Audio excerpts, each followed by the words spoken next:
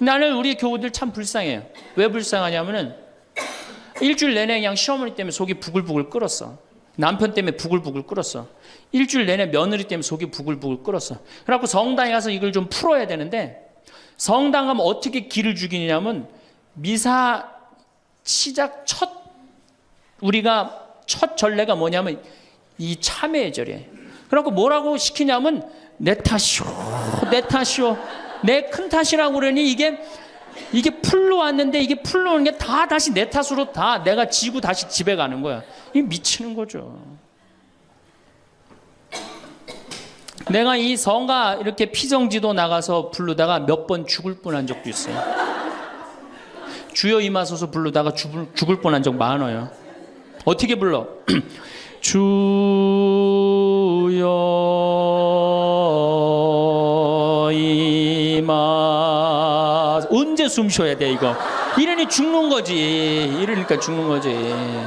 여러분들 개신교 이거 4분의 3박자로 불러요. 개신교. 주여 임하소서 내 마음에 암흑에 헤매는 한 마리 양을 태양과 같으신 사랑에 얼마나 좋아. 근데 우리는 이거를 어떻게 부르냐면 청승을 떨면서 불러. 청승.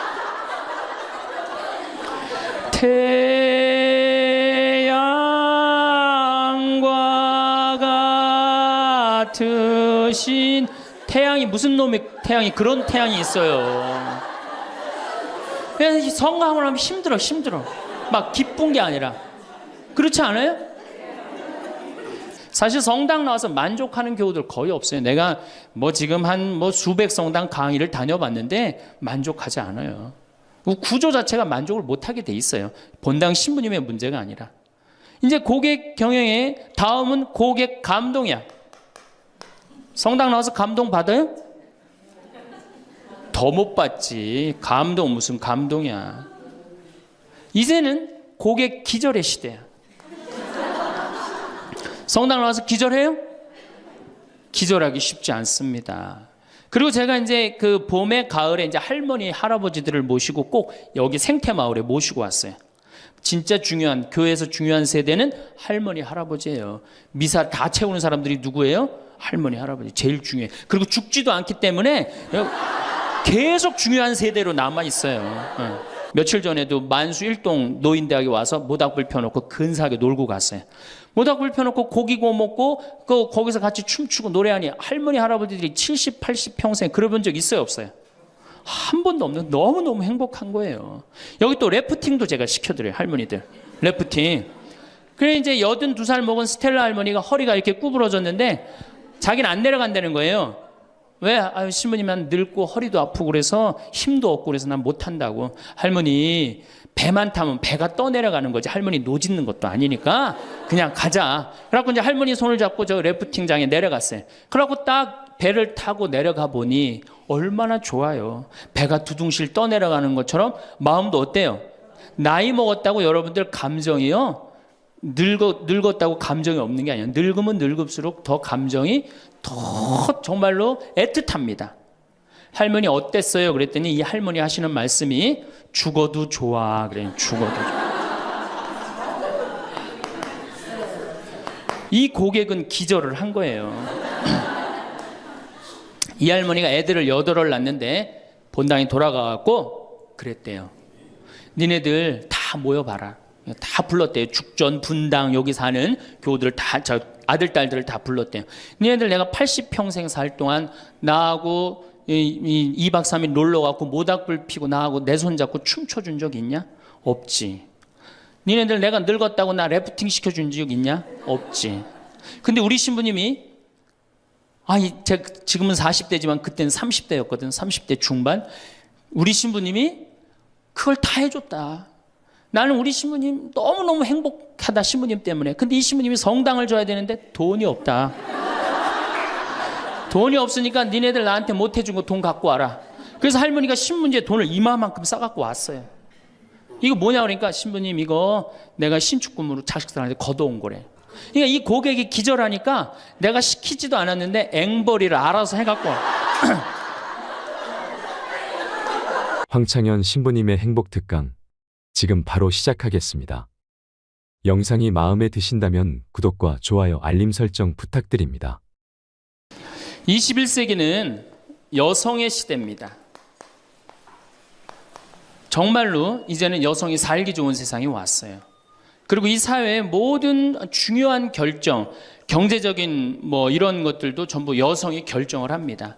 그만큼 여성의 역할이 중요해졌죠. 또 21세기는 노인의 시대예요. 이젠 정말로 노인이야말로 늙어서 죽음을 기다리는 세대가 아니고 이 사회에 아주 중요한, 그리고 여러분들이 곧 닥칠 그러한 시대입니다. 이 여성과 노인은 지금까지 한 번도 행복한 대접을 못 받았어요. 사실은 여성이 이제까지 사람 대접 받은 적 있어요? 지난 2000년 동안? 없죠? 요즘 들어서 여러분들 이렇게 관광버스 타고 나오고 이렇게 강의 듣고, 이 시간 남편들은 뭐예요? 돈 벌러 가잖아 이 시간에. 요즘은 노는 시기라 좀 놀지 모르지만 노인들. 그리고 21세기는 무슨 시대냐? 서비스의 시대. 이제 이 얘기를 지금부터 여러분들하고 나누도록 하겠습니다. 자, 이 현대교회의 물론 모든 우리 교회의 화두는 뭐냐? 선교예요, 선교. 그렇죠? 네. 하늘나라를 선포하고 선교하는 거예요. 그런데 교황님 때 막 10% 막 선교가 됐는데 지금은 2%로 떨어지더니 이제는 거의 1%대로 선교가 떨어졌어요. 선교가 안 돼요. 성당에 안 나와요, 요즘. 누가 성당에 나와요? 더욱이 이 1%대로 떨어진 상태에서 천주교 교우가 500만이라고 그러는데 미사 참여는 125만 밖에 참여를 안 해요. 그러니까 4분의 1이 성당에 안 나오는 거예요. 여러분들, 우리 집안 식구가 4식구야. 4식구인데 주일날 같이 밥을 먹기로 했는데 한 명만 맨날 와서 밥을 먹어. 그 집 망한 집이에요, 안 망한 집이에요? 망한 집에 우리 천주교가 지금 신부들이 숫자가 없어갖고 교우들 많이 오는 게 그래도 잘 된다고 생각하지만 통계적으로 보면 망한 거예요. 그러면 왜 우리 이 교우들이 아니면은 사람들이 성당을 찾지 않느냐? 이거는 2만 달러가 넘어선 시대에는 이게 서비스를 원합니다. 대접받기를 원해. 2만 달러가. 이게 우리가 1000달러, 2000달러 땐 성당에서 신부님 막 혼내고 소리 질러도 어떻게 해요? 다 참고 살았어요. 왜?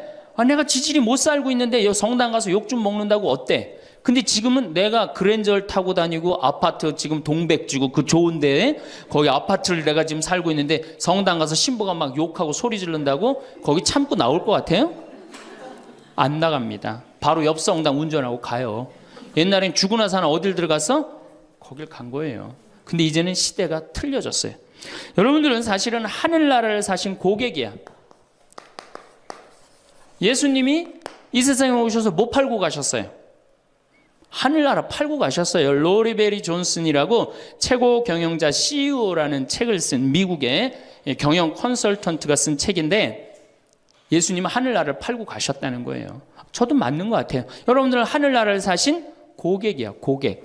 근데 고객 경영의 가장 기본은 뭐야? 그렇지. 여러분들 만족하세요? 성당 나와서?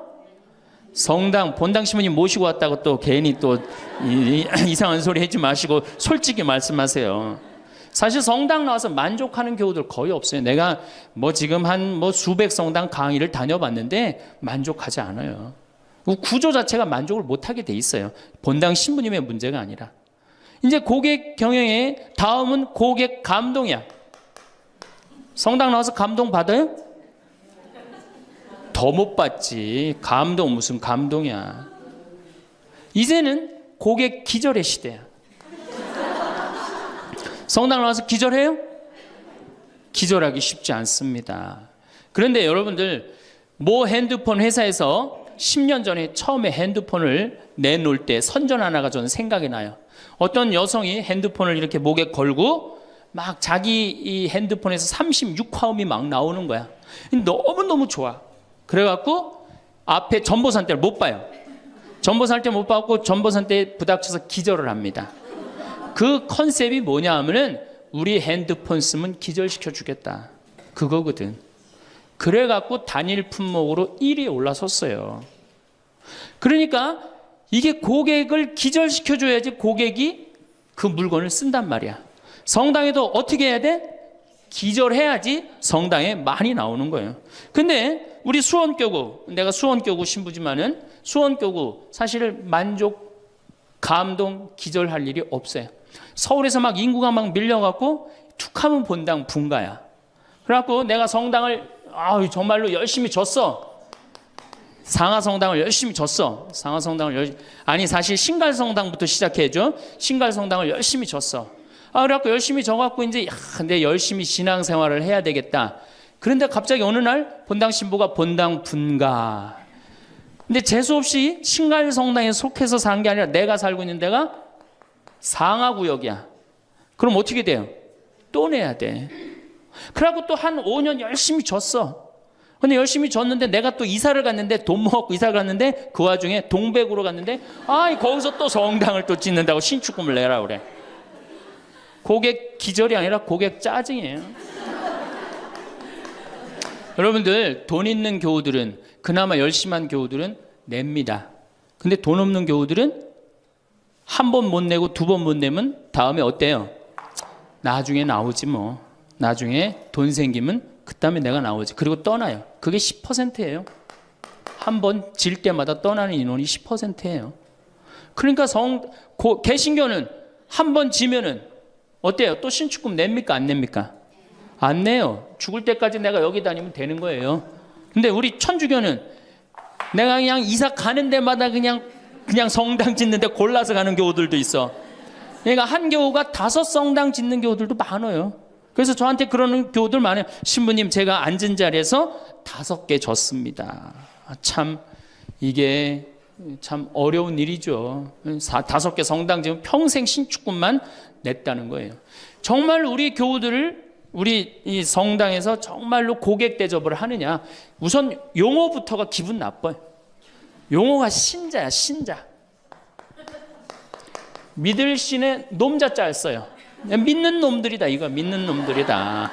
천주교 공식 기도문이 뭐냐면 신자들이 바치는 빵과 포도주를 받아달라고 그래요. 신자들이. 그러니까 믿는 놈들이 바치는 빵과 포도주를 받아달라. 그래도 여러분들 좋다고 열심히 미사 참여하는 거 보면 신기해. 천주교 교우들.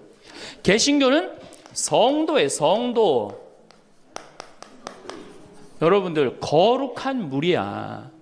벌써 믿는 놈들 여러분하고 성도 여러분하고 기분이 어때요? 성도가 훨씬 기분 좋을 거 아니에요. 그렇죠? 불교는 불자야. 부처님의 아들 자자를 씁니다. 부처님의 아드님들. 그러니까 불자님 이게 가능합니다. 그렇죠? 성도님, 거룩한 무리 여러분님 가능하죠? 신자님 가능해요? 믿는 놈들한테 무슨 님자를 붙여요. 그러니까 이 불자님들은 감동을 받는 거예요. 절에 가면 스님이 얼마나 잘해줘요. 정말로 감동을 받죠. 그러니까 이 불자들은 시주를 하면은 100만 원에서 1000만 원 정도 합니다. 한 번 하면 정말 이렇게 해요. 시주 한 번 하면 보통 뭐 영산제 49제 같은 거 지낼 때요 1000만 원, 2000만 원 다 해요. 성도님들은 10,000원에서 한 10만 원 정도 합니다. 헌금을 하면. 믿는 놈들은 1,000원만 하면 되는 거예요. 그러니까 우리 교우들 헌금 안 낸다고 욕하고 혼낼 거 하나도 없다. 교우들을 헌금을 많이 내게 하려면 어떻게 하면 된다? 기절시켜주면 된다. 기절. 고객 감동을 시켜주면 된다는 얘기예요. 그 예수님의 그 경영 기법의 기본은 서비스예요. 사실은 서비스. 이게 굉장히 중요합니다. 예수님은 이 세상에 오셔서 유행어가 있으셨어요. 입만 열면 하시는 말씀이 사랑해라가 아니었어요. 입만 열면 하신 말씀이 뭐냐 하면은 섬겨라야, 섬겨라. 너희 사이에 높은 사람이 되고자 하는 사람은 남을 섬기는 사람이 되어야 하고 으뜸이 되고자 하는 사람은 종이 되어야 한다. 사실은 사람의 아들도 섬김을 받으러 온 것이 아니라 섬기러 왔고 많은 사람을 위하여 목숨을 바쳐 몸값을 치르러 온 것이다. 마태복음 20장에 나오는 얘기예요. 사람의 아들도 뭐하러 왔어? 서비스하러 왔다는 얘기예요. 섬기러 왔다는 얘기예요. 23장에 보면 너희 중에 으뜸 가는 사람은 너희를 섬기는 사람이 되어야 한다. 누구든지 자기를 높이는 사람은 낮아지고 자기를 낮추는 사람은 높아진다. 마르코 복음에도 예수님이 너희 중에 으뜸이 되고자 하는 사람은 섬기는 사람이 되어야 한다. 그러니까 예수님은 이 세상에 오셔서 봉사 받으러 오신 게 아니라 뭐 하러 오셨어요? 봉사로 오신 거예요. 섬기러 오셨어요. 예수님은 분명히 섬기러 왔는데 지금 현대 교회를 보면은 거꾸로 돼 있어요. 교우들이 수녀님과 신부님을 섬기고 신부들이 주교님을 섬기고 위에선 통치하고, 이게 경쟁력이 있을 것 같아요? 경쟁력 없습니다. 경쟁력, 시대가 어떤 시대인데 지금 거꾸로 가고 있어요. 대통령도 지금 국민들을 섬기느니 많이 했는데 우리 가톨릭처럼 이렇게 철저하게 이게 아래로 그냥 내리꽂는 데는 없어요. 그러니까 경쟁력이 있을 수가 없어요. 예수님은 아무리 당신이 이렇게 말을 해도 못 알아들을 것 같으니까 마지막 날에 어떻게 해요? 스스로 겉옷을 걷어붙이고 제자들의 발을 닦아줍니다. 이스라엘에서 제자들을 그 사막에서 먼지 있는데 발을 닦아준다는 건 종이 할 수 있는 최고의 그 아래의 섬김의 모습을 보여준 거예요. 내가 너희들의 발을 닦았듯이 너희도 어떻게 해라? 서로 섬겨라. 그러니까 이 섬기는 거는 21세기의 문제가 아니고 우리 교회의 본질이에요, 본질. 그러면 여기 구역장님들이시죠? 반장님들이시죠? 오늘 오신 분들, 여러분들이 사실은 본당에서 누굴 섬겨야 돼? 교우들을, 신부님을 뭐하러 섬겨? 교우를 섬기라니까. 내 구역 식구, 반 식구를 얼마나 섬기느냐에 따라서 그 교회 공동체가 잘 되느냐, 잘 되지 않느냐가 결정되는 거예요. 제가 이렇게 환경센터, 수원에 우리 환경센터 있죠? 거기 직원 하나가 내가 자기 그 월급을 주는 신부인데도 하루는 와갖고 나한테 얼굴이 하얘져갖고 나는 세상에 이렇게 훌륭한 신부님을 처음 봤대. 무슨 얘기냐? 자기가 이 어느 서둔동 성당에 다니는데 그때 내 동창 신부가 있었어요. 한 10년 전 얘기예요. 동창 신부가 있었는데 자기 부인이 결혼을 하자마자 자궁에 문제가 있었고 병원에 입원을 한 거예요. 근데 이 형제는 세례를 받았지만 자매는 세례를 받지 않았어요.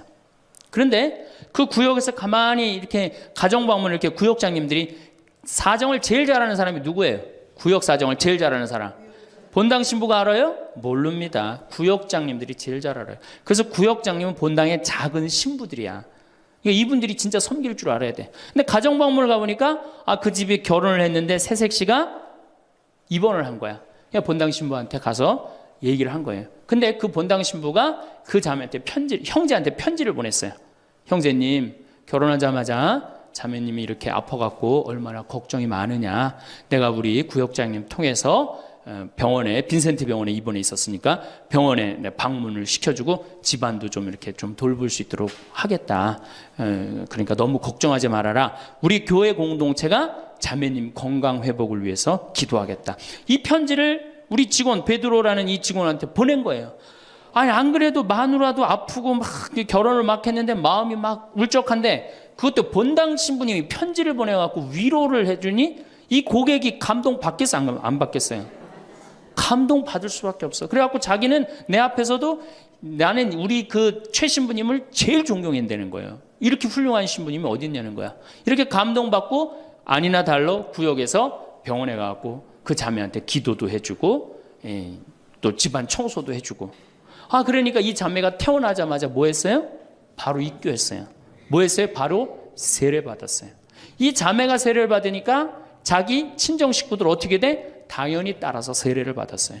우리가 길거리 뛰두르고 나가갖고 이른 양 찾기, 헌 양 찾기, 새 양 찾기 할 일이 아니에요. 진짜 선교 잘하려면 어떻게 하면 돼요? 감동시켜주면 돼요. 기절시켜주면은 알아서 옵니다. 근데 기절시켜줄 생각은 안 하고 어디서 뛰두르고 그냥 헌 양 찾고 새 양 찾고 그거 교우들 피곤해 안 피곤해? 솔직히 피곤해죠? 이게 전국으로 나가는 거니까 확실하게 얘기하세요. 우리 천주교 교우들 부부싸움하고 어디 갈 데 있어요? 없죠? 여러분들 부부싸움 하면은 우리 정현석 신부님이 저기 재워줘요? 정영철 신부님 재워주세요? 사제관에 가면 재워줘요? 잤다가는 신부님도 쫓겨나고 여러분들도 쫓겨나요. 천주교는 어디 가서 잘 데가 없어요. 잘 데가. 그러니까 성당은 많이 전올지 모르지만 교우들이 가서 쉴 데는 없단 말이에요. 영적으로 지친 교우들이. 근데 개신교는 여러분들 지금 버스 타고 여기 이 동백에서 여기까지 지금 오셨는데 여러분들은 못 느꼈지만 저는 그 길을 잘 알아요. 개신교 기도원이 10개가 넘게 여러분들 지나왔어요. 10개는 넘게. 그러니까 막 속상하고 싸우고 그러면 보따리 싸두고 어디 가요? 기도원 가면은 거기서 아버지 막 소리 지르고 막 이러면은 3일 정도 하면은 속 풀리잖아요. 그럼 또 돌아갈 수 있는 거 아니에요. 그거 얼마나 좋아요. 불교는 뭐가 있어요? 절에 가면 암자에서 다 재워줍니다. 제가 88년에 희방사라는 데를 갔었어요. 소백산을 갔는데 희방사에 갔는데 수녀님들하고 같이 갔었어요. 수녀님들하고 같이 여관을 갈 수가 있나? 그래서 희방사에 절에 들어가갖고 스님한테 그랬어요. 나는 신학생이고 우리 수녀님들인데 내일 새벽에 산에 올라가야 되는데 딱히 잘 데가 없다. 재워줬으면 좋겠다. 근데 스님이요 지금도 기억이 남아요. 두말 않고 방 2개를 수녀님 방, 내 방 이렇게 딱 내주시는 거예요. 주무시고 가시라고. 근데 우리 천주교 어디 가서 좀 재워달라 그러면 재워줄 데 있어요? 교구청 가면 재워줍니까? 하루 저 어디 가서 잘 데가 없는데 여기 좀 재워주면 안 되겠습니까? 재워줘요? 우리는 우리도 모르게 벽을 하늘같이 쌓고 살고 있어요. 천주교에 들어오기가 제일 어려운 거예요. 돌다 맨 마지막에 오는 데가 어디야? 천주교야. 우리가 그만큼 높은 벽을 쌓아놓고 무슨 고객 만족 예수님이 섬기라고 그러는데 섬기긴 뭘 섬겨요.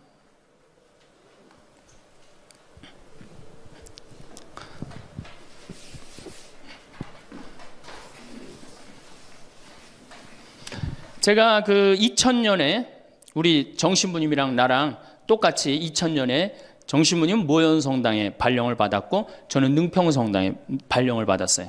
근데 정신부님 처지나 내 처지나 똑같았어요. 아무것도 없었어요. 정말로. 모본당에서 분가금으로 딱 3천만 원을 받았어요. 근데 성당 하나 지려면 보통 27억, 30억 정도 되잖아요. 2000년이면 IMF 딱 터지고 다 망한 상태예요. 그냥 완전히 망한 상태가 2000년이에요. 본당에 가보니까 성당이 어떻게 되어 있느냐면 지붕은 천막이야. 파란 천막으로 되어 있는 거야. 그 다음에 벽은 컨테이너예요. 컨테이너. 바닥을 보니까 맨 흙이야. 성당 바닥이. 막 여기서 막 원추리가 피는 거예요. 붓꽃도 피고 성당 바닥에서. 그런데 교우들은 보니까 600명이야. 교우들 600명인데 30억짜리 건물을 어떻게 줘요? 그래서 제가 그랬어요. 요한복음 3장에 뭐라고 그랬냐면은 예수님이 46년 만에 지은 성전을 허물라고 그랬다. 며칠 만에 짓겠다고? 3일 만에 짓겠다고. 예수님이 원했던 게 건물이냐 사람이냐? 그땐 교우들이 사람이래요.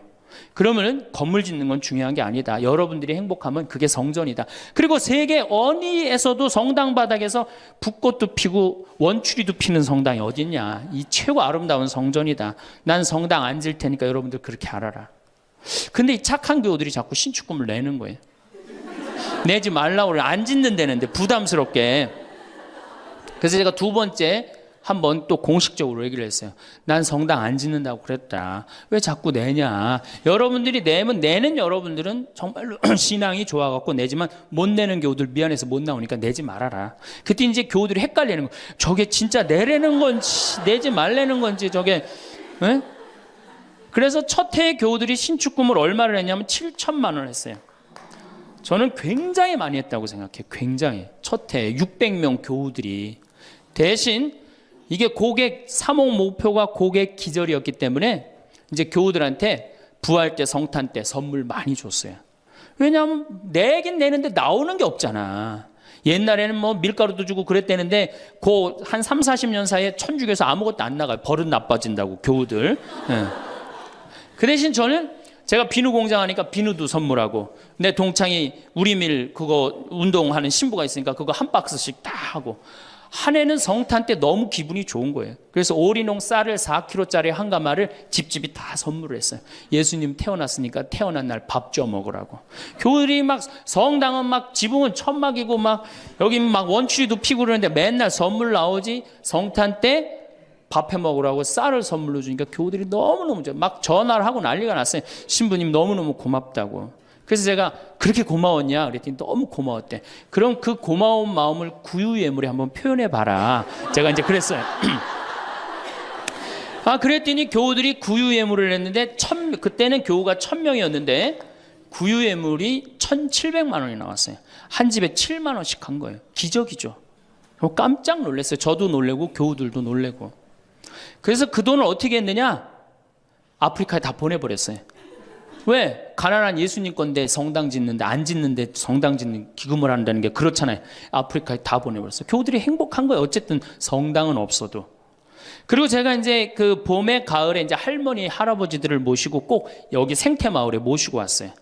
모시고 와갖고 어떻게 주일학교들은 캠프 안 데려가도 할머니 할아버지는 2박 3일씩 내가 모시고 왔어요. 진짜 중요한, 교회에서 중요한 세대는 할머니 할아버지예요. 미사 다 채우는 사람들이 누구예요? 할머니 할아버지. 제일 중요해. 그리고 죽지도 않기 때문에 계속 중요한 세대로 남아 있어요. 계속 중요한 세대로. 그래서 이제 할머니 할아버지들을 모시고 와서 5월달 지금부터 이제 취나물 납니다. 고사리 납니다. 그럼 내가 뜯어갖고 같이 밤에 여기 모닥불 펴놓고, 며칠 전에도 만수 일동 노인대학에 와서 모닥불 펴놓고 근사하게 놀고 갔어요. 모닥불 펴놓고 고기 구워 먹고 거기서 같이 춤추고 노래하니 할머니 할아버지들이 70, 80 평생 그래본 적 있어요, 없어요? 한 번도 없는, 너무너무 행복한 거예요. 여기 또 래프팅도 제가 시켜드려요, 할머니들. 래프팅. 그래 이제 82살 먹은 스텔라 할머니가 허리가 이렇게 구부러졌는데 자기는 안 내려간다는 거예요. 왜? 신부님 난 늙고 허리도 아프고 그래서 힘도 없고 그래서 난 못한다고. 할머니 배만 타면 배가 떠내려가는 거지, 할머니 노짓는 것도 아니니까 그냥 가자. 그래갖고 이제 할머니 손을 잡고 저 래프팅장에 내려갔어요. 근데 이제 할머니 할아버지 한 100분 정도 계셨는데, 이게 머리 하얀 할아버지, 머리 하얀 할머니들을 노란 하이바 씌워놓고 노란 조끼 입혀놓으니까 늙었는지 젊었는지 구분도 안 돼. 얼마나 이쁜지 몰라요. 그러고 딱 배를 타고 내려가 보니 얼마나 좋아요. 배가 두둥실 떠내려가는 것처럼 마음도 어때요? 나이 먹었다고 여러분들 감정이요, 늙었다고 감정이 없는 게 아니에요. 늙으면 늙을수록 더 감정이 더 정말로 애틋합니다. 그 할머니들 보니까 막 소양강 처녀 부르고 뭐 두만강 부르고 할아버지 배에 물 껴지고 난리도 아니야. 이제 2시간이 지났어요. 래프팅이 끝나고 할머니가 패들이라고 그래. 패들을 이렇게 쥐고 이렇게 허리가 구부러졌으니까 이렇게 올라왔어요. 할머니 어땠어요? 그랬더니 이 할머니 하시는 말씀이 죽어도 좋아. 그래요. 죽어도 좋아. 이 고객은 기절을 한 거예요.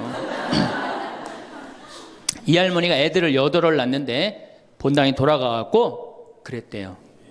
니네들 다 모여봐라. 다 불렀대요. 죽전, 분당, 여기 사는 교우들 다, 아들, 딸들을 다 불렀대요. 니네들 내가 80평생 살 동안 나하고 2박 3일 놀러가고 모닥불 피고 나하고 내 손잡고 춤춰준 적 있냐? 없지. 니네들 내가 늙었다고 나 래프팅 시켜준 적 있냐? 없지. 근데 우리 신부님이 제가 지금은 40대지만 그때는 30대였거든. 30대 중반. 우리 신부님이 그걸 다 해줬다. 나는 우리 신부님 너무너무 행복하다, 신부님 때문에. 근데 이 신부님이 성당을 줘야 되는데 돈이 없다. 돈이 없으니까 니네들 나한테 못 해준 거 돈 갖고 와라. 그래서 할머니가 신문지에 돈을 이마만큼 싸갖고 왔어요. 이거 뭐냐 그러니까 신부님 이거 내가 신축금으로 자식들한테 걷어온 거래. 그러니까 이 고객이 기절하니까 내가 시키지도 않았는데 앵벌이를 알아서 해갖고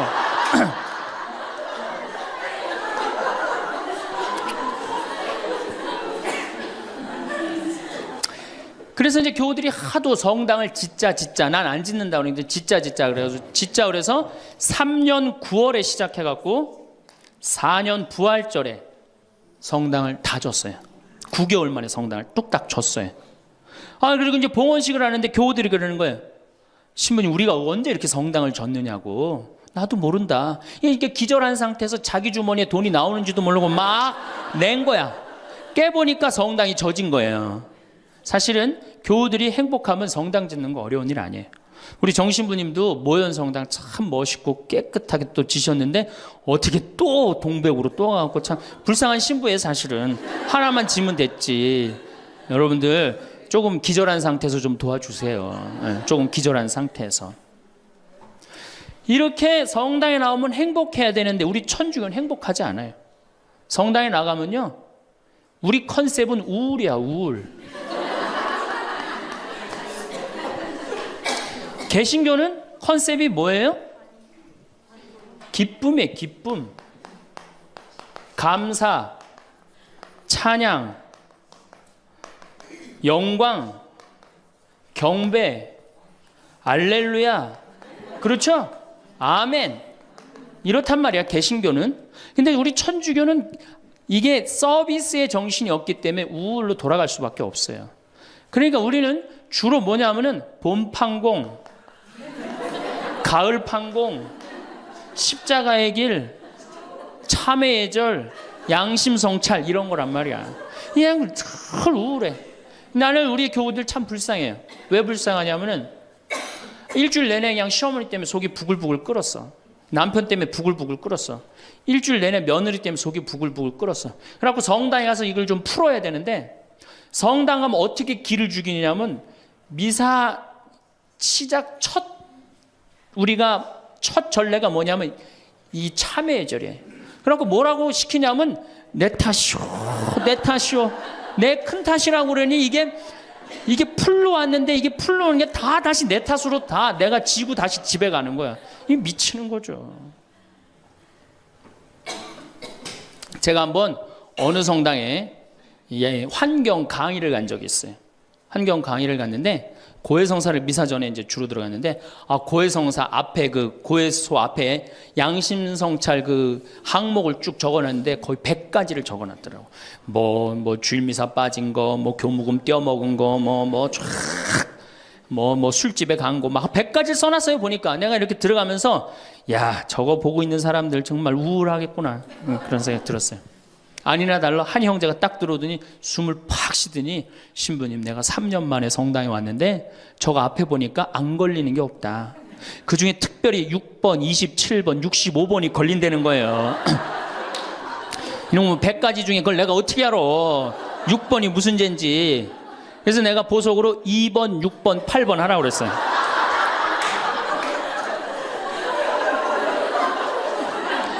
그러니까 우리 교우들은 이게 미사 참여를 해도 막 기쁘거나 내가 좀 하느님한테 경배를 드렸다, 내가 오늘 정말 알렐루야 아멘을 했다, 이런 기분이 안 들어요. 미사를 해도 막 그렇고 안 한 것 같기도 하고, 성가 소리 들으면 더 미쳐요. 내가 이 성가 이렇게 피정지도 나가서 부르다가 몇 번 죽을 뻔한 적도 있어요. 주여 임하소서 부르다가 죽을 뻔한 적 많아요. 어떻게 불러? 주여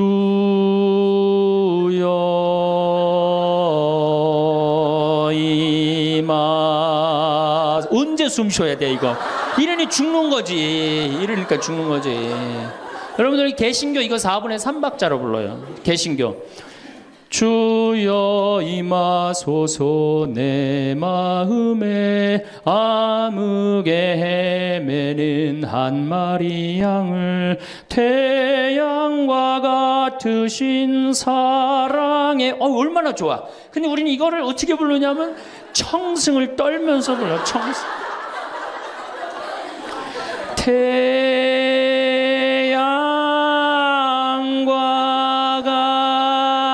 같으신 태양이, 무슨 놈의 태양이, 그런 태양이 있어요.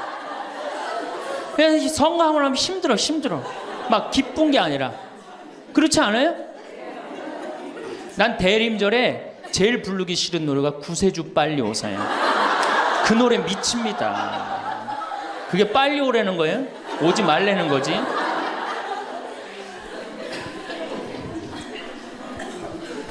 주일학교 아이들을 보면은 참 불쌍해요.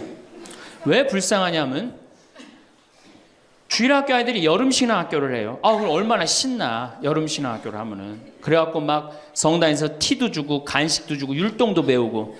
뭐 6학년 애들은 별로 안 좋을지 모르지만 유치부 1, 2, 3학년 애들은 너무너무 신나잖아요. 그냥 방학을 해가자마자 주일학교 한다고 성당을 막 쫓아갔어. 성당에 월요일날 이제 주일학교 여름신앙학교 하는 첫날 첫 프로그램이 뭐냐면은 참회의 절이, 참회의 절.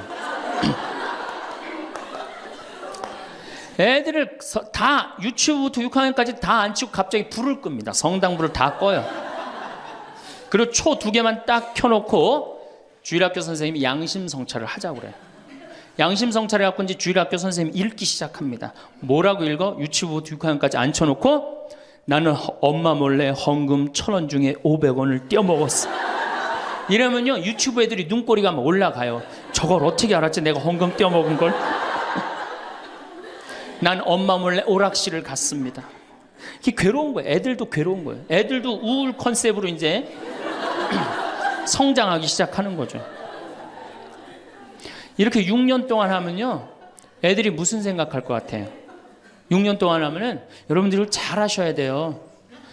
6년 동안 맨날 참회절하고 돈 떼어먹고 오락실 가고 성당 안 나가고 부모에게 불호 효도한 놈이 6학년 딱 졸업할 때 무슨 생각을 하냐면, 그래 나 같은 죄인은 이제 더 이상 성당 나갈 수가 없어.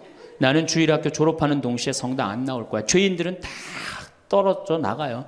그러니까 주일학교가 1,000명이면 중고등학교는 몇 명으로 줄어들어? 100명으로 줄어들어요. 900명의 죄인은 다 떠난 거예요. 나머지 100명은 이제 성당에 그래도 나오는데, 얘네들은 어떤 애들이냐? 정말 착한 애들이든지 정말 어리삐리한 놈이지 둘 중에 한 놈만 성당에 나오는 거예요. 개신교는 주일학교가 1,000명이면 중고등학교도 1,000명, 중고등학교가 1,000명이면 청년도 1,000명이에요. 왜? 이들은 기쁘기 때문에. 그게 현대 영성에 맞는 거예요. 이들은 행복하기 때문에. 교회 나가는 행복하잖아. 찬양도 하고 영광도 드리고. 근데 이놈은 그 성당만 나가면 눈 감켜놓고 뭐 돈 떼어먹었느니 뭐 이러니 애들이 성당 나가고 싶어요. 점점 줄어드는 거예요. 정말로 우리 애가 아이들한테, 이 주일학교 아이들이 끝까지 신앙생활을 잘 시키고 싶으면 기쁨의 신앙을 가르쳐야 돼요. 영광의 신앙, 감사의 신앙. 우리가 이게 우울의 극치를 보면은 성지순례 때 이제 우울의 극치야. 성지순례. 이거는 진짜 이제 고쳐야 되는 병 중에 병이에요. 성지순례 언제 갑니까? 5월에 가죠? 9월에 가죠? 여러분들 본당 신부님 정말로 훌륭한 본당 신부님 만나갖고 5월 오늘 2일이죠? 이 좋은 때, 얼마나 경치가 좋아요 여기. 좋죠? 이렇게 좋은데 딱 들어와서 장미 만발하고 철쭉 쫙 펴있고 하늘은 파랗고 구름도 높고 얼마나 좋아. 가을에 코스모스 만발하고. 근데 이제 솔매로 성지순례를 간단 말이야. 근데 막 버스를 타려고 그랬는데 내 마음에 맞는 자매가 내 같은 버스를 탔어. 그럼 막 손잡고 팔짝팔짝 뛰어. 그 다음에 허리에는 돈주머니도 차고 간식도 했단 말이야. 근데 레지오 단장이 가만히 보니까 우리 컨셉은 우울인데 저거 너무 들떴다. 그래갖고 이제 버스에 딱 올라타면은 묵주를 딱 꺼내라고 그래.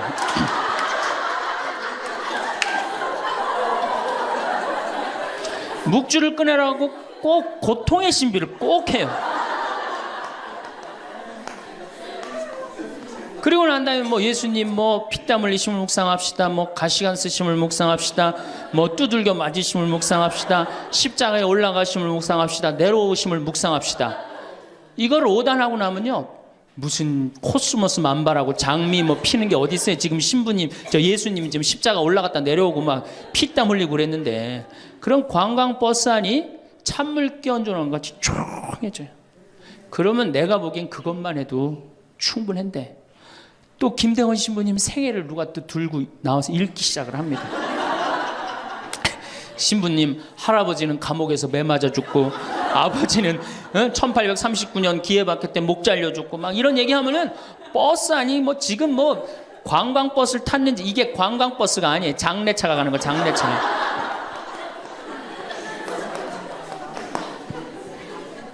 그래갖고 신부님이 1836년에, 여러분들 신부님이 1836년에 떠나서요, 마카오에 1837년 6월에 도착하세요.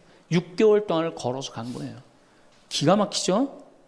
그런데 신부님 유학 중에, 신부님 1836년에 떠났으니까 아버지가 39년에 죽어요. 순교를 하세요. 그러니까 유학 중에 아버지가 죽은 거야. 얼마나 이게 그 어린 그 신학생한테 마음이 아프겠어요. 정말 기가 막히죠. 그럼에도 불구하고 조선교회를 위해서 견디죠. 그런데 또 중간에 최 프란치스코라고 동료 신학생이 죽어요. 우리 신부들한텐 동기가 죽는 건 형제가 죽는 거하고 똑같은 거예요. 그게 얼마나 또 마음이 아파. 그래서 45년에 조선에 들어와 보니 세례를 받았나 성사를 받았나 교우들이 정말 신부님 생각해 기가 막히냐. 그땐 부제님이었는데. 그래갖고 빨리 신부님을 영입해야 되겠다. 그리고 이제 서해 바다에서 배를 12m 정도밖에 안 되는 배를 타고 그거를 상하이를 건너간다고 간 거예요. 어부들은 신부님이 하도 그 부제님이 하도 똑똑하고 그러니까 항해술을 아는 줄 알고 무조건 따라갔는데 항해술을 알긴 뭘 알아. 저쪽이 중국일 것이다. 가자. 그리고 간 거예요. 그러니 돛 떨어지고 닷 깨지고 20일 동안 표류를 합니다. 정말 죽을 둥 살 둥 해갖고 중국에 도착을 해요. 상해 가갖고 또 고초를 겪고. 그래서 이제 주교님을 만나갖고 서품을 받고 또 어떻게 또 중국에서는 또 어떻게 저쪽이 조선일 것이다. 그것도 주교님까지 모시고 가자. 그래갖고 갔어요. 갔는데 웬걸 딱 도착을 했는데 사람이 말을 하는데 이상한 말을 하는 거. 어디서 와서 꽝 이러는 거예요.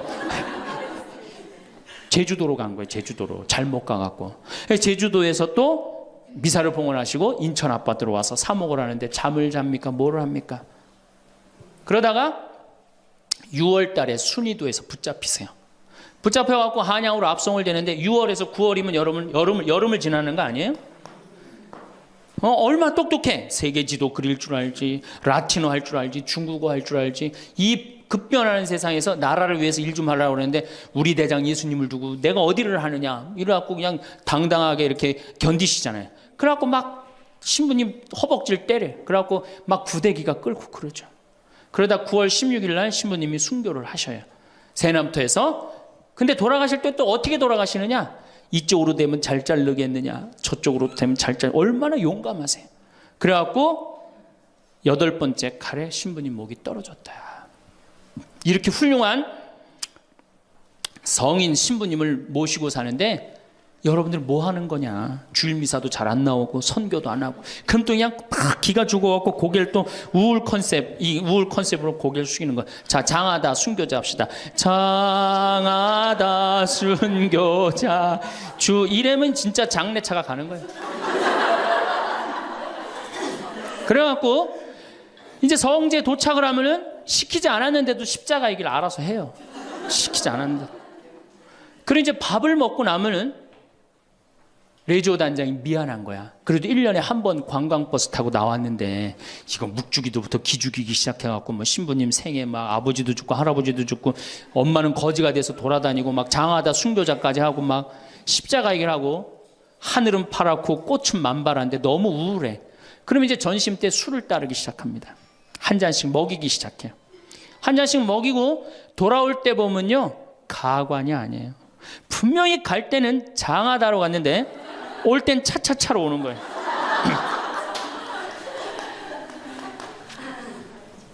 제가 보좌 신부 때 그때는 92, 3년도니까 대단했었어요. 지금은 많이 사고 때문에 못 일어나게 했죠. 그때는요 관광버스 그 사이에 나와갖고 춤 엄청나게 췄어요. 내가 거긴 굉장히 큰 성당인데 7개 꾸리아였어. 여성 꾸리아가 4개나 있었어요. 성주순례를 가고 싶은데 젊은 보좌 신부랑 가고 싶은 거예요. 나한테 한 달을 졸르는 거 가자고. 난 가기 싫다. 왜 가기 싫으냐? 그랬더니 거기 가면은 갈 땐 거룩한데 올 때는 너무 정신 없어서 난 가기 싫다. 그래도 우리 단장들이 막아줄 테니까 신부님 갑시다. 그래서 제가 그럼 갑시다 하고 갔는데 갈 땐 역시 거룩하게 가더라고요. 근데 그 성당은 여러분들처럼 굉장히 젊은 성당이야. 젊은 아줌마들이 많았어요. 내리자마자 술을 소주에 박스로 그냥 먹는 거예요. 근데 딱 버스에 올라타자마자 복도에 나와서 춤추기 시작. 근데 저는 이해가 돼요. 1년 내내 우울했는데 딱 하루 스트레스 풀 수 있는 유일한 기회는 언제야? 성주순례 돌아오는 길. 한국 천주교 공인 다 똑같아요. 모든 성당이 다 똑같아요. 갈 땐 거룩하고 올 땐 난장판이에요. 막 춤을 추다가 자기네들끼리 춤추니까 재미없잖아. 보좌 신부하고 같이 추고 싶은데 맨 앞에 보좌 신부는 앉아있는데 이 단장님들이 막았는데 제가 어쩔 수 없이 끌려나갔어요. 신부님 우리하고 좀 오늘만은 같이 좀 놀아달라고. 그래서 저는 춤출 줄 몰라요. 신부님 걱정하지 말라고. 우리가 다 알아서 한다고. 어떻게 알아서 해? 내 손을 붙잡더니 그래갖고 이제 한 5분 정도 쳐갖고 이제 예의를 갖췄겠다 싶어갖고 이제 좀 들어가겠습니다. 그랬더니 이 자매님들이 힘이 얼마나 좋은지 내 양복 뒷덜미를 딱 잡더니 가긴 어딜 가느냐고. 오늘만은 안 된다고. 우리하고 오늘만은 신부님 우리하고 함께 놀아줘야 된다고. 그럼 막 추는 거예요. 뒤에 있는 아줌마들이 뭐라 그래? 야, 니네들만 신부님 데리고 놀지 말고 뒤로 좀 보내! 이러네. 그러면 이제 이때부터는 이제 이 아줌마가 한번 품에 안고 추고 저 아줌마가 한번 품에 안고 추고 들어가지도 못하고 제발 나 좀 들여. 그때 뭐 보좌 신부니 지금이야 이제 막 인상 쓰고 승질 부리면 되지만 그때는 그게 됩니까? 막 보좌 신부 때 통제가 안 돼요. 그런데 성당 도착 2km 전에 기적이 일어납니다. 갑자기 누가 마이크를 붙잡더니 하늘에 계신 우리 아버지 이러면요 다 자기 자리로 뛰어들어가요. 알아서. 나는 하늘에 계신 우리 아버지가 그렇게 전능한지 그때 딱 알아봐요. 하늘에 계신 우리 아버지 굉장히 전능하세요. 그래갖고 이제 은총이 가득하신 마리아를 하면은 이게 머리를 다듬습니다. 이제 은총이 가득한. 그리고 이제 영광이를 해요. 영광이 하면 이제 우울해지는 거예요. 그리고 사회자가 한마디 합니다. 우리 이제 본당에 돌아가서 열심히 살자고. 그럼 다 우울하게 집에 가는 거예요. 왜 신앙생활하면서 왜 우울해야 되느냐? 왜 내가 하느님을 믿으면서 정말로 자랑스럽고 당당하고 행복하지 않느냐? 문제가 많습니다. 예수님은 굉장히 축제를 좋아하셨어요. 예수님은. 여러분들 예수님 태어날 때 어떻게 태어나셨어요? 태어날 때부터 범상치 않게 태어났죠? 어떻게 태어났어요? 쇼를 하면서 태어났잖아요. 우주 쇼를 하면서. 그리고 예수님은 항상 뭐라고 그러셨느냐면 하늘나라를 잔치에 비유하길 좋아하셨어요. 잔치 참 좋아하셨어요. 잔치. 좋아하셨잖아요, 잔치. 그리고 당신은 항상 어디에 비유하길 좋아하셨어요? 신랑에 비유하길 좋아하셨어요. 이거 기쁨이에요, 우울이에요? 기쁨이죠? 그리고 예수님 부활하고 난 다음에 제자들 막 물고기 다 잡았을 때 어떻게 해줬어? 물고기 바베큐로 준비를 해줘갖고 와서 먹어라. 먹는 거 굉장히 중요하게 여기신 분이에요. 예수님. 먹는 거. 예수님 뭐 바리사이나 사두가이가 예수님 보고 욕할 때 뭐라 그래? 저 사람 맨날 먹고 마신다. 맨날 먹고 마신다. 예수님은 먹고 마시는 거 무지 좋아해요. 그래서 첫 기적을 뭘로 하셔요? 가나의 혼인잔치로 하는데 뭘로 만들어? 술을 많게 하는 기적을 하잖아요. 그러니까 술로 당신의 구원 사업을 시작하신 분이에요. 예수님은. 술로 시작해서 술로 끝내십니다. 어떻게? 최후의 만찬 때 술 3잔 마시고 성찬절례 제정하신 거예요. 그럼 얼마나 우리의 인간의 삶을 축복하셨어요. 그런데 2000년 동안 그리고 예수님 뭐라 그랬어요? 행복. 구약 시대는요 전부 하지 말아요. 뭐 하지 마라, 뭐 달린 짐승 먹지 말아라, 뭐 하지 말아라, 뭐 하지 말아라, 주일 안식일날 뭐 하지 말아라, 맨 하지 말아잖아. 근데 신약 시대 와갖고 예수님이 입을 열어 하신 첫 마디가 뭐냐면은 첫 설교, 첫 강론. 이게 굉장히 중요합니다. 첫 강론이 마태복음 5장부터 8장까지에 있는 산상설교예요. 그 산상설교의 첫 강론이 뭐냐면 진복 8단이에요. 예수님이 입을 열어갖고 하신 거는 하지 마라가 아니라 해라야, 해라. 어떻게 해라? 행복하여라 마음이 가난한 사람들. 행복하여라 마음이 온유한 사람들. 행복하여라 마음이 깨끗한 사람들. 행복하여라 슬퍼하는 사람들. 그러니까 예수님이 우리한테 원했던 건 뭐야? 행복하기를 원한 거예요. 행복하기를. 5장 8절에 뭐라고 그러셨냐면 너희는 기뻐하고 즐거워하라. 하늘에 받을 상이 크다. 우리 보러 기뻐하고 즐거워하라고 그랬는데 2000년이 지나서 와서 보니까 기뻐하고 즐거워하는 건 온데간데 없고 우울만 남아있어. 이거 문제가 있는 거죠. 그리고 7장에 뭐라고 그러셔요? 너희들 걱정하지 말아라. 내일 걱정은 누구한테 맡겨라? 내일한테 맡기고 오늘 한 일로 오늘 충분하다. 이렇게 예수님이 우리한테 행복한 걸 가르쳐 줬는데 우린 행복은 온데간데 없고 우울한 것만 남아갖고. 그러니까 우울하니까 우리 천주교 교우들은요 하늘을 향하지 않습니다. 어딜 향해요? 땅바닥을 향해. 땅바닥을 향하다 보니까 못 받은 것만 생각나는 거야. 그러니까 우리가 받은 게 999가지인데 하느님한테 그거 감사. 여러분들 이 아름다운 자연 공짜로 보는 거 감사해 안 감사해? 공기 공짜로 마시는 거 감사해 안 감사해? 하느님이 빈님 공짜로 내려주시는 거 감사해 안 감사해? 북한에서 안 태어나고 남한에서 태어난 거 감사해 안 감사해? 감사하죠?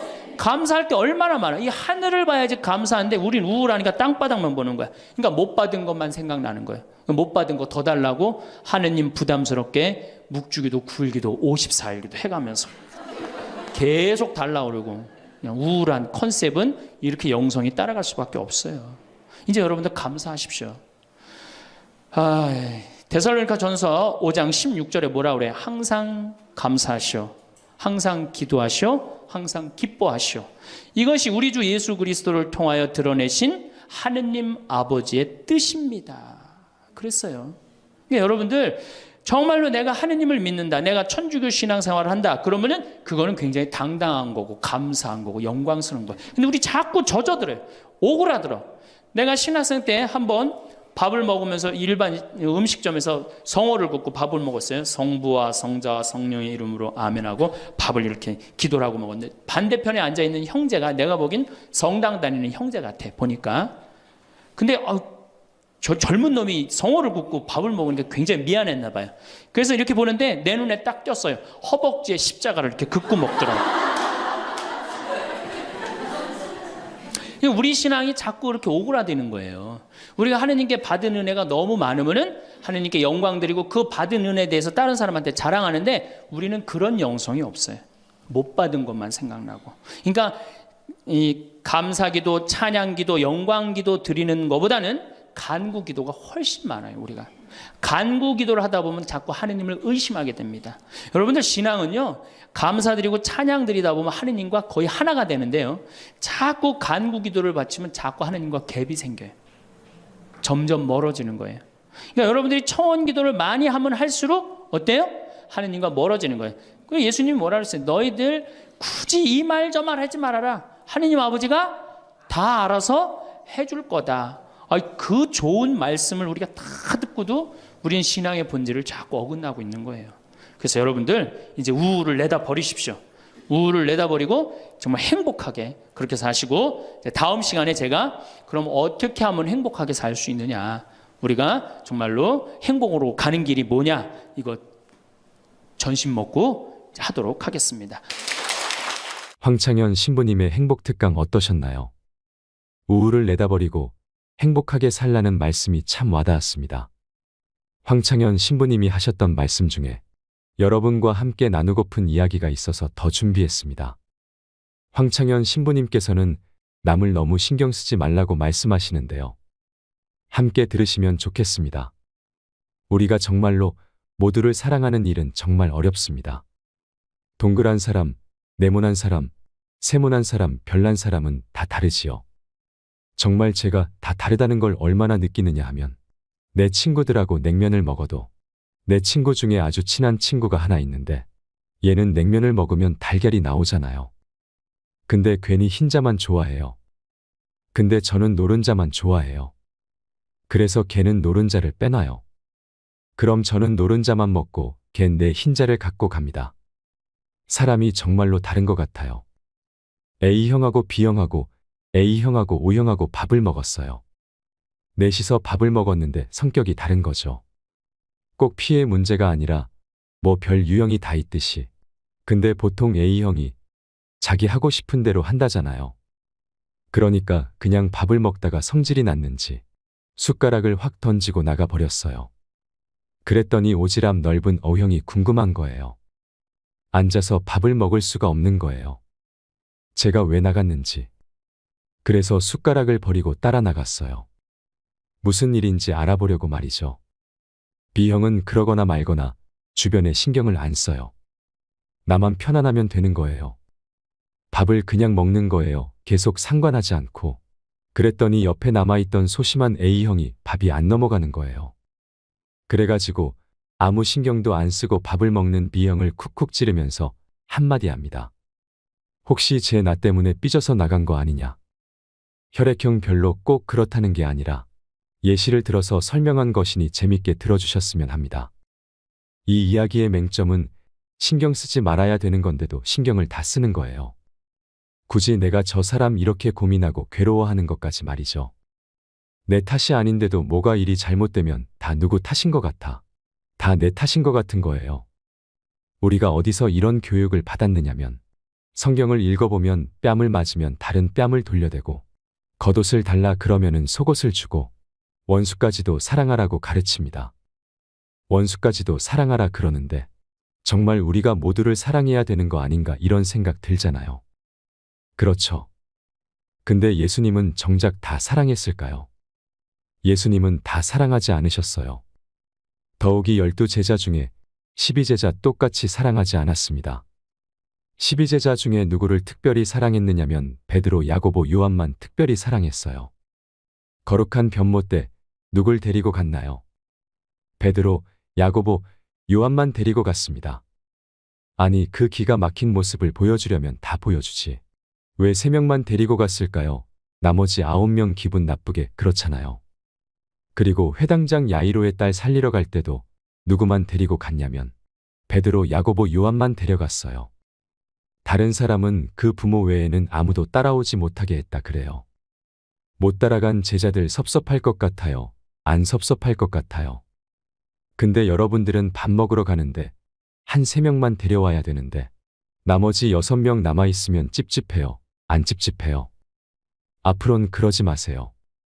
예수님이 겟세마니 동산에서 내 마음이 괴로워 죽을 지경이니 나와 함께 깨어 있어 줘라. 그렇게 하고 가까이 누구만 불렀느냐면 베드로, 야고보, 요한만 불렀어요. 예수님도 12 중에 3명만 이렇게 사랑했는데 여러분들은 어떻게 다 사랑하며 살 수 있을까요? 그 중에 3명만 사랑해도 예수님하고 똑같은 거예요. 근데 놀랍게도 마태복음 18장에 이런 얘기가 나옵니다.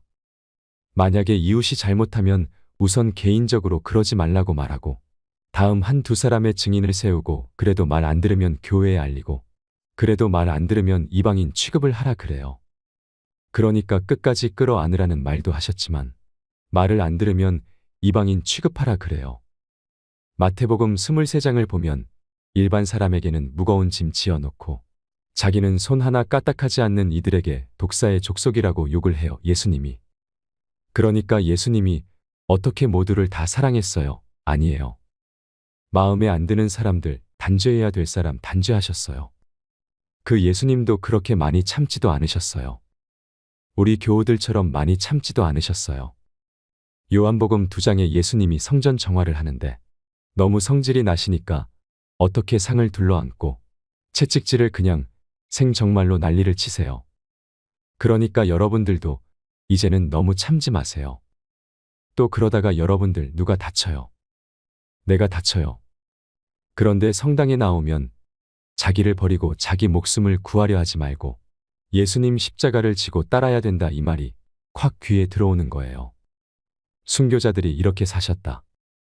순교자들이 우리들도 하느님 제대로 믿으려면 순교자나 예수님처럼 그렇게 십자가 지고 참아야 된다고 믿었던 거예요. 우리 또 선조들은 또 얼마나 대단해요.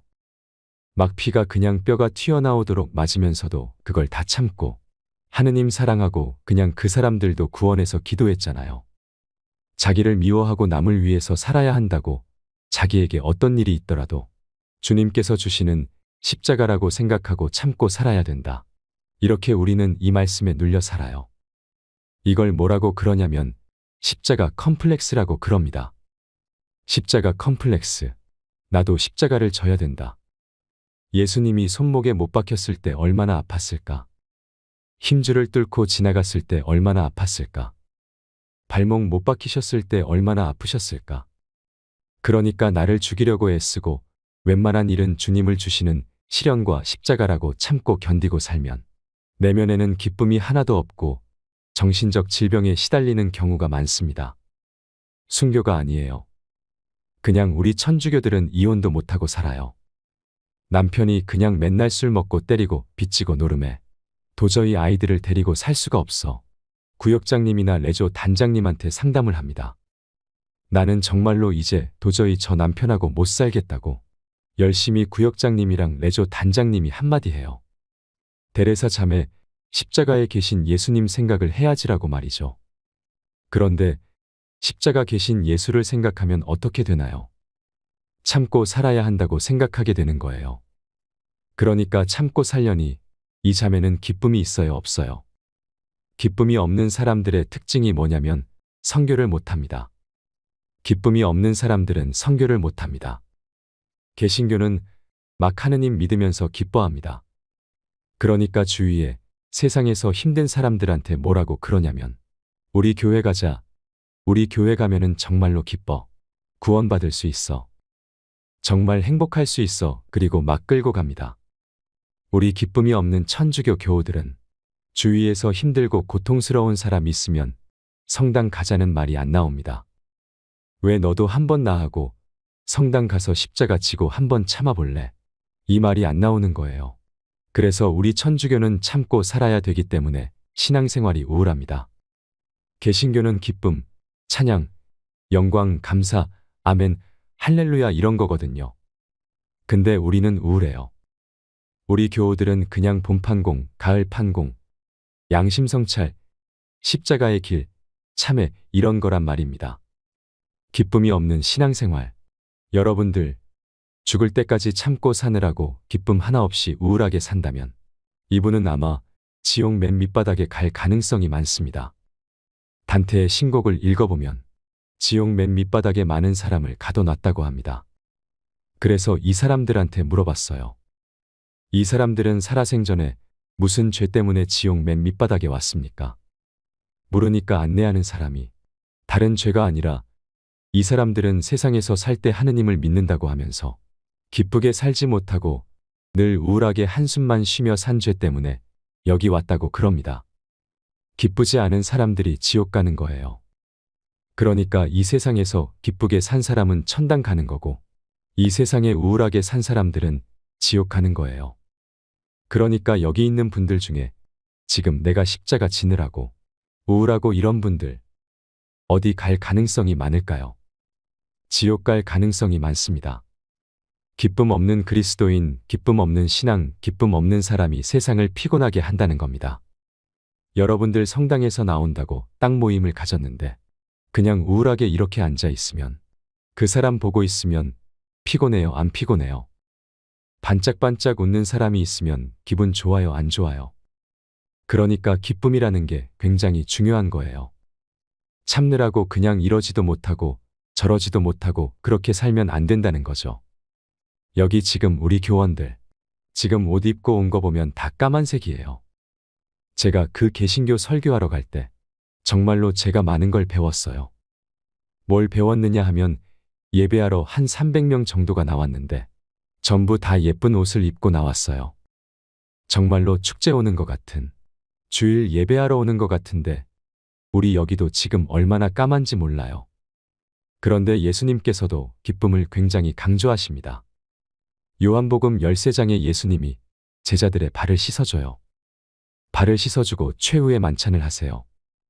그리고 14장에 뭐라고 그러느냐 하면은 성령을 보내주실 것을 말씀하시면서 당신이 아버지께로 가는 걸 기뻐하라 그래요. 예수님은 제자들하고 마지막 작별 유언을 하면서 기쁨에 대해서 말씀을 하세요. 기뻐해라. 요한복음 15장에는 나는 포도나무요 너희는 가지로다. 너희들은 나한테 붙어 있어라. 그래서 사람이 많은 열매를 맺는다. 이 말씀을 하세요. 근데 11장에 이런 말씀을 하세요. 내가 이 말을 한 것은 내 기쁨을 같이 나누어 너희 마음에 기쁨이 넘치게 하려는 것이다. 이게 오늘 저녁에 붙잡혀서 돌아가실 예수님 입에서 나올 말이에요. 그런데 예수님이 지금 돌아가심에도 불구하고 마음이 기쁘신 거예요. 그래서 내 기쁨을 너희에게 흘러 넘치게 하려는 것이다. 죽기 전에도 기쁘셨던 거예요, 예수님은. 왜 뭐가 열리니까? 천국문이 열리니까 말입니다. 16장 22절에는 진리의 성령을 보내주실 것을 다시 한번 약속하시면서 내가 다시 너희와 만나게 될 때에는 너희 마음은 기쁨에 넘칠 것이며 그 기쁨은 아무도 빼앗아 가지 못할 것이다. 구하여라 받을 것이다. 너희는 기쁨에 넘칠 것이다. 말씀 끝에 이렇게 말씀하세요. 지금 나는 아버지께로 갑니다. 아직 세상이 있으면서 이 말씀을 드리는 것은 이 사람들이 내 기쁨을 마음껏 누리게 하려는 것입니다. 성서에 보면 온통 기쁨밖에 없는 거예요. 돌아가실 분이 마지막 유언에 마지막으로 하신 말씀이 뭐예요? 기쁨이에요. 그렇다면 여러분들은 신앙생활하면서 기뻐해야 되지 않아요? 기뻐야 되는데 왜 이렇게 우울해? 왜 이렇게 청승을 떠냐 이거야. 데살로니가 전서 5장 16절의 유명한 얘기죠. 항상 기뻐하시오. 끊임없이 기도하시오. 어떤 처지에서든 감사하시오. 이 구절보다 더 중요한 구절이 있어요. 그 다음 구절이 이것이 우리 주 예수 그리스도를 통하여 드러내신 하느님 아버지의 뜻입니다. 여러분들이 항상 기뻐하고 어떤 처지에서든 감사하고 끊임없이 기도하는 것은 예수님을 통하여 드러내신 누구의 뜻이야? 하나님의 기쁨과 감사는 우리의 본질이에요. 그러니까 우리의 신앙생활에 기뻐야 돼요. 그러니까 여러분들은 신앙생활하면서 기뻐야 합니다. 예수님이 일생 수고하셨기에 우리도 일생 수고해야 된다고 이야기하는 사람들. 이거 잘못 알고 있는 거예요. 여러분들 신앙생활은 기뻐야 해요. 그리고 무엇보다 내가 행복해야 합니다. 이상으로 책틀맨이었습니다. 지혜를 쌓는 당신의 오늘이 아름답습니다. 더 좋은 영상으로 찾아뵙겠습니다.